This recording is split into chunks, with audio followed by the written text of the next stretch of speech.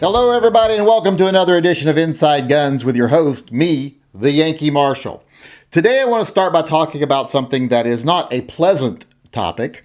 It's about a shooting that occurred in a gun shop, I do believe, in Louisiana. Now, a lot of people have been asking me what I thought about this story, and I had to tell them I'm really not familiar with it because I don't search out these things. I don't like to watch these things. You know, I know crazy people do crazy things. I know shitty people do shitty things. So I don't really need to burden myself with all of that all the time. You know, I don't want negative news coming at me all the time, so I don't search it out.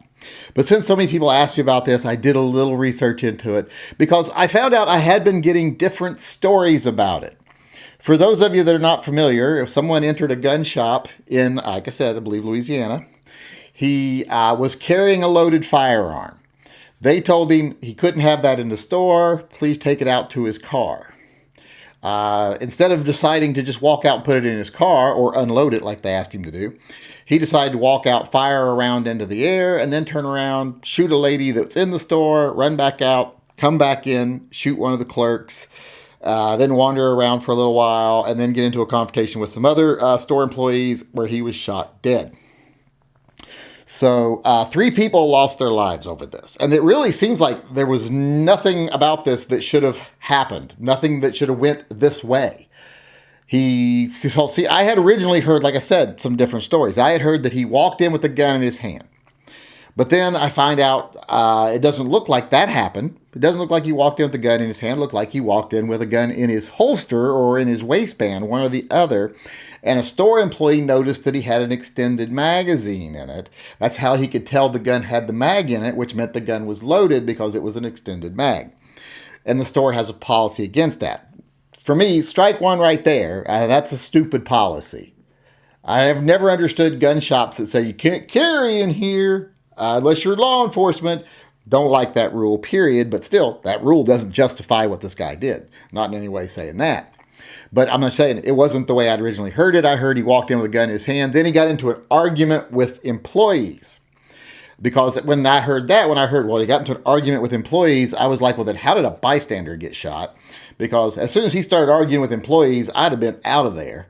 I would have been gone.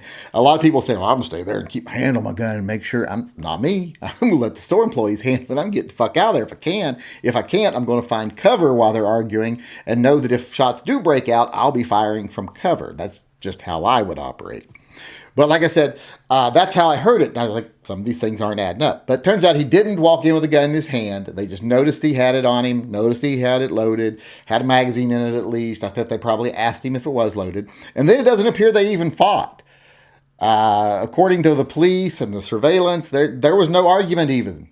They just said, you'll either have to unload it, which is kind of a dumb idea to ask someone to unload their gun in your store. It means they have to take the gun out of the holster or waistband or wherever they're keeping it and unload it, which is not the safest thing to be doing in the store. So they said either unload it or take it out to your car, according to the story. He decided to start walking out to his car. One of the employees opened the door for him. He walks out. He pulls his gun out. He takes his gun in his hand as he's walking out, from what I'm hearing. He opens the door, and then he just fires around willy-nilly into the air, which I'm sure people now are like, what the fuck? And apparently the woman inside, not being apparently the brightest bulb in the world, decided to go towards the guy that's firing his gun. He turned, shot her twice, killed her. If I was her, I'd have ducked behind the counters, let the people with the guns be dealing with things. But he then, after he shot and killed the patron, the older woman, he apparently started to walk out of the store again, but then he turns around and very quickly comes back into the store, at which point he shoots the clerk, the guy behind the counter. And according to police, the guy behind the counter at the time he was shot was trying to retrieve a weapon. So that had me thinking, like, wait, are the store employees not carrying? If I had a gun shop, every one of my employees would be carrying. They wouldn't have to go retrieve a loaded weapon. So that was weird to me in the story there. So that didn't make any sense to me. And they said he apparently didn't know the guy had come back in. He was trying to retrieve a weapon, blah, blah, blah. I'm like, well, someone was just shot. I'm like, how do you put your guard down and turn your back and be looking for something in shelves and stuff when this is going on? So was another thing I didn't understand about this thing. And then apparently after that, he then confronts two other employees, confront him. They get into a gun battle. Two employees are shot, one in the leg, one in the arm. He's shot and killed. But like I said, I don't look up stories like this, and I don't really care the reason they happen. There's no justification for them. And I don't need to see that, yeah, shitty people do shitty things. Shitty people do horrible things with all kinds of things every day. Shitty people do things with guns. Shitty people do things with cars. Shitty people do things with bats, bulldozers, whatever they want to do it with. There are monsters out there. I've said that. There are unstable people out there. They are a danger. That's why you always got to keep your head on a swivel and have common sense and know where you need to be paying attention and where you don't. Even then, you're not guaranteed safety. So that's just one of the dangers of the world. Back in the day, you could be walking along and not know what you're doing and get eaten by a saber-toothed tiger because you didn't pay attention. Nowadays, you might run into a crazy person. And I know I don't believe actually people got eaten by saber-toothed tigers all that often. Just using an example there. So after watching this story or reading up on this story and watching the videos, the people asked me questions about it. Well, for one, it seems to be different than what people originally thought it was. But two, just a lot of it doesn't make sense to me. One, why a store doesn't allow people to carry their gun in the store. As long as they're not touching the gun, I wouldn't make a deal out of it. Two, why this idiot would just draw his gun out and start firing randomly on people. His brother was with him and his brother's two kids, and his brother's like, I don't know what happened. I guess he just went insane. There was no justification for this, no reason for this, especially when I got my kids with me, his brother was saying. So none of this makes sense. He had no motivation for this. It doesn't seem like there were any real conflicts between him and the store employees other than just, hey, you can't have that in here, either unload it or take it out to your car. So to me, in the end, I don't understand a lot of this. Don't understand why the employees weren't already armed and ready to deal with this. Don't understand why the other employee was looking for a gun or retrieving a gun. He should have had a gun already. Don't understand, why the woman went towards the front door after the guy had already fired one round. I don't know, just lack of information, I guess. So the whole story to me is like a clusterfuck of ridiculousness, things that should never have happened. This guy just lost his marbles and did something crazy. But there is another lesson here. One, be more prepared. You don't want to be the person who's having to retrieve a gun when someone else is already firing. And I'm not saying he definitely didn't have a gun on him. Maybe he emptied his. I don't know. But there's a couple of lessons here to learn. One, other than the fact that you never know what's going to happen, is two, even something simple can set someone off. Let's say that guy comes in and you say something like, hey, you can't do that here. And it's something small. You might think that's not a big deal. But that may be the 100th little thing that day that guy had faced. He'd been told, no, you can't all day. And that was the one that broke the straw. Not justifying what he did. I'm just saying, when you make a decision to confront someone on something, you have to be aware that it might be something small to you, but it might be the straw that breaks that maniac's back, So be aware.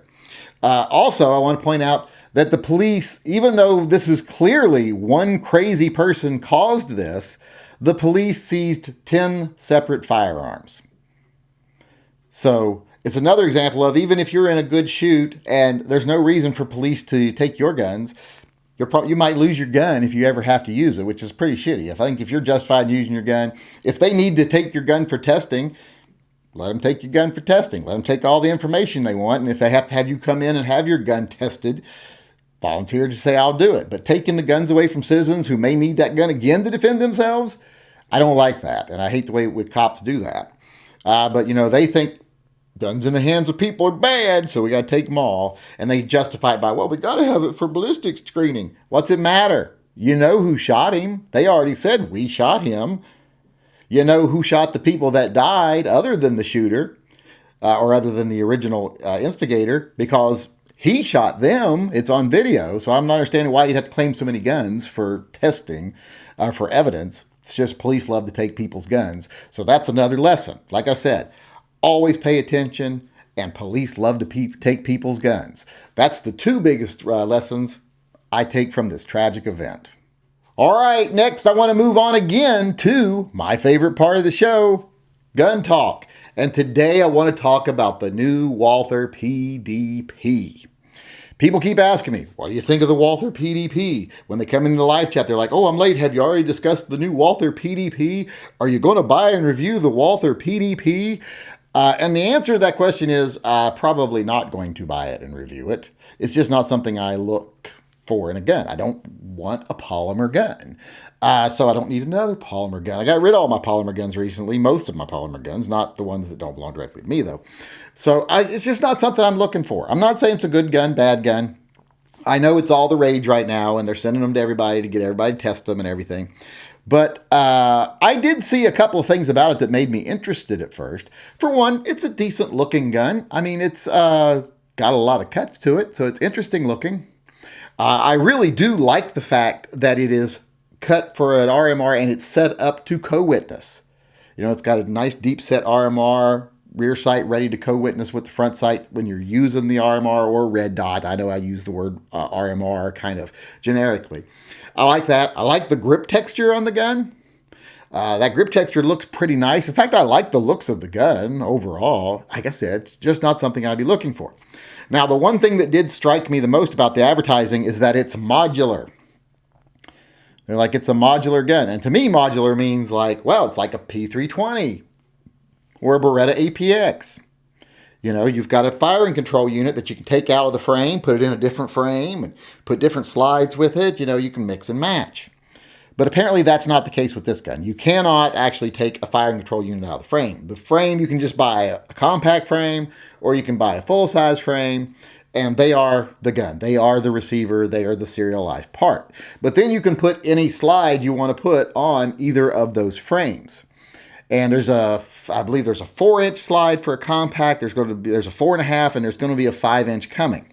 Which I start thinking, well, how can you put them all on there without needing a new recoil assembly? Because that's what it said. It said since it's modular, you don't need a new recoil assembly when you change the slides. So I start thinking, well, how are they doing that? Are they lugging the barrels a little farther forward on the longer barrels, or what are they doing? Well, after examining some pictures, it became very clear what they're doing. On the 4-inch, the recoil guide, the guide rod, is actually flush up with the front of the gun. On the 4.5-inch barrel, as you can see in these pictures, it is set back a 1/2 inch into the gun. You've just got an opening in the front. And I'm assuming on the 5-inch barrel, it'll be set back 1 inch. So that's all they've done. They've just set back the part of the gun that the guide rod actually interacts with. You know, the little hole at the front of all your guns you see where the guide rod comes up flush with, it's just set back into a channel on these guns. Now, that is not, I wouldn't say ingenious, but it's original. You don't see that in other guns. So it is nice that you can use that same recoil assembly for all the different slides, and you can put all the slides on both of the frames. So it's kind of a cool idea. It's just not something I'm jumping up and down about because, for one, I don't even know if I like that reset slide thing in the front, that little opening in the front of your gun.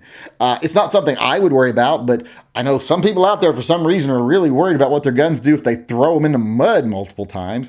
And I would think that opening would be something ripe to get filled with mud and maybe interfere in how the gun works. Or maybe it won't. Maybe it'll just get shoved right out by the guy rod. I don't know.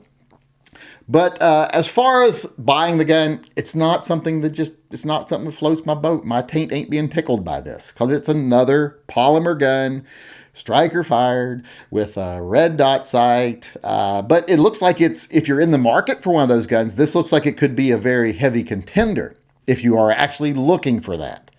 I'm not looking for that. So you probably won't be seeing a lot from me about it, but don't worry because I'm sure you're going to see a lot from every other channel, especially the ones that, you know, sell guns for profit. That's their job.